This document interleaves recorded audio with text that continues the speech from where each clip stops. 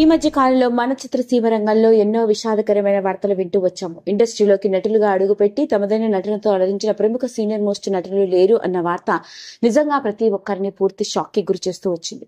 మరి ఇలాంటి నేపథ్యంలోనే ఒకటి కాదు రెండు కాదు దాదాపు 50 ఏళ్లకు పైగా 150 సినిమాల్లో విభిన్నమైన పాత్రలతో ఓ విలక్షణమైన నటుడిగా, సపోర్టింగ్ ఆర్టిస్ట్ గా, క్యారెక్టర్ ఆర్టిస్ట్ గా మనల్ని అలరించిన ప్రముఖ సీనియర్ మోస్ట్ నటుడు ఇక లేడు అన్న వార్త ఇప్పుడు తెలుగు చిత్రసీమ రంగాన్ని మాత్రమే కాదు ఇటు తమిళ్, మలయాళ చిత్రసీమ రంగాన్ని కూడా పూర్తి దిగ్భ్రాంతికి గురి చేసింది. మరి ఇంతకీ ఆ నటుడు ఎవరో తెలిస్తే మనందరం షాక్ కి గురవ్వాల్సిందే. ఆ నటుడు ఎవరో కాదండి, నటుడు రాజేష్. ఈ పేరుకి కూడా పరిచయం అవసరం లేదు తెలుగు మరియు తమిళ చిత్రసీమ రంగాల్లో అని అనడంలో ఎలాంటి అతిశయోక్తి లేదని అంటాను. అలాంటి రాజేష్ చిత్రసీమ రంగంలోకి ఓ సాధారణ నటుడిగా అడుగుపెట్టి ఎన్నో సినిమాల్లో విభిన్నమైన పాత్రలతో మనలందరినీ అలరించాడు. మరి అలాంటి రాజేష్ ఒక్కసారి సినీ ప్రయాణ విషయంలోకి గనక వెళ్ళినట్లయితే, తమిళనాడు రాష్ట్రంలో పుట్టి పెరిగిన రాజేష్ 1974లో అవల్ ఒరు తోడాల్ కాత్తై అన్న సినిమాతో తమిళ చిత్రసీమ రంగంలోకి ఓ చిన్న పాత్రతో అడుగుపెట్టాడు.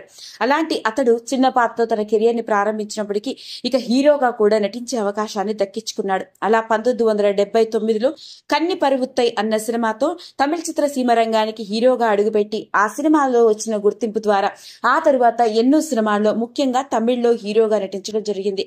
అలా అతడు నటించిన సినిమాల విషయంలోకి వెళ్తే అచ్చమ్మిల్లా అనే సినిమాలోని నటన ప్రేక్షకులందరినీ బాగా అలరించింది.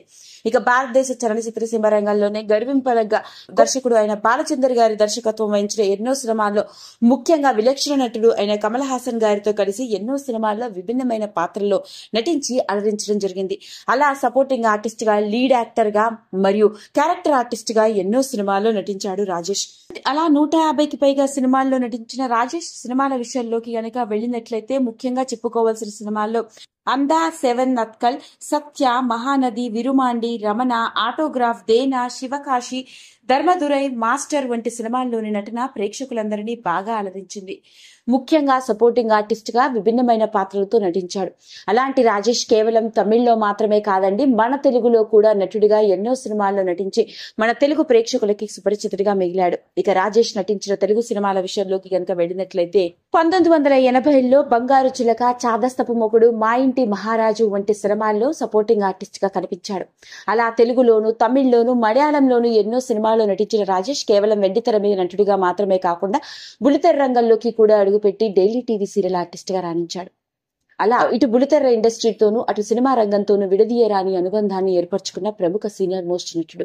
మరి అలాంటి రాజేష్ గత కొన్నాళ్లుగా వయసురీత్యా ఏర్పడ్డ అనారోగ్య సమస్యలతో, ముఖ్యంగా శ్వాస తీసుకోవడంలోని ఇబ్బంది తలెత్తడంతో అతడిని గత కొద్ది రోజులుగా హాస్పిటల్లో జాయిన్ చేసి ట్రీట్మెంట్ అందిస్తున్నట్లుగా వార్తలు వినిపించాయి. మరి ఇలాంటి నేపథ్యంలోనే ట్రీట్మెంట్ తీసుకుంటున్న సందర్భంలోనే గుండెపోటుతో ఆయన కన్ను మూశాడు అంటూ వచ్చిన వార్త ఇప్పుడు యావత్ చిత్రసీమ రంగాన్ని పూర్తి దిగ్భ్రాంతికి గురి చేసింది. విషయం తెలిసిన వెంటనే సినిమా ఇండస్ట్రీకి చెందిన ఎందరో సినీ ప్రముఖులు సోషల్ మీడియాని వేదికగా చేసుకుని ప్రగాఢ సంతాపాన్ని వ్యక్తపరుస్తున్నారు.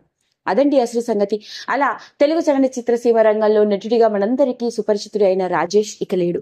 మరి ఇంతటి విషాదం నుండి ఆయన కుటుంబ సభ్యులు త్వరగా తేరుకునే గుండె నిబ్బరాన్ని మరియు ఈ గొప్ప నటుడి ఆత్మకి పరిపూర్ణమైన శాంతి కలగాలని మనందరం మనస్ఫూర్తిగా ఆ దేవుడిని వేడుకుందాం. ఈ వీడియో కనుక మీకు నచ్చినట్లయితే లైక్ చేయండి, షేర్ చేయండి, సబ్స్క్రైబ్ చేసుకోండి. మరిన్ని వీడియోస్ కోసం పక్కనే ఉన్న బెల్ ఐకాన్ని నొక్కడం మాత్రం మర్చిపోకండి.